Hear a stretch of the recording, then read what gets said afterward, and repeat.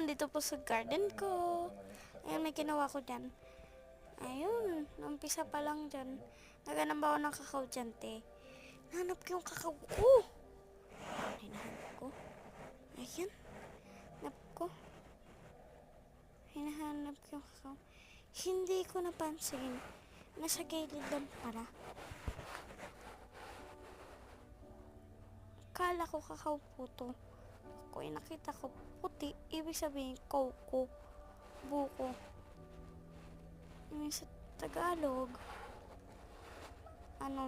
Tagalog, buko. Tagalog, buko po. Ayan, yung buko namin, te. Ayan, nilagay ko dyan. Pasiksik pa yung unggoy ko, no?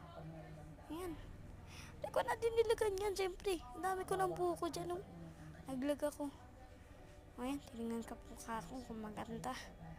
Ito, eh. Yan. Okay na. Yan na. Naglakad na naman ako dyan. Hindi ko makikita bakit ang lag ko talaga. Tinignan ko kung kumain na yung pet ko.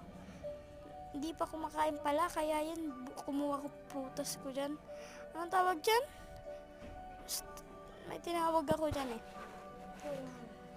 Yan, kumuha ko, simple, pinakain ko sa isang unggoy.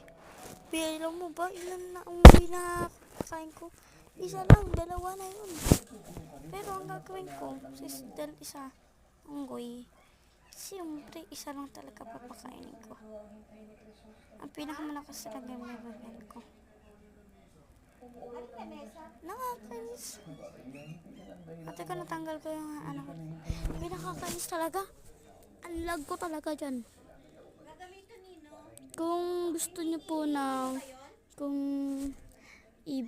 kung may bibigay ko po sa akin, mag-like ka na lang po at mag-comment ka na lang po. Kung sabihin mo na lang po, ate, may bibigay po ako kahit kaunti lang fruits o tumatanggap po ako. Hindi po ako maarte kahit pa yan. Kasi galing po tayo sa hirap dito sa garden, di ba? Ayan. Kahit billion na ako dyan, wala akong pake. Yan. Ang pangarap ko lang po, fox, red fox, at dragonfly. Ay, may ticket pa ako, pinakita ko pa dyan. Ang angas talaga. Mag-chat yata ako dyan, eh.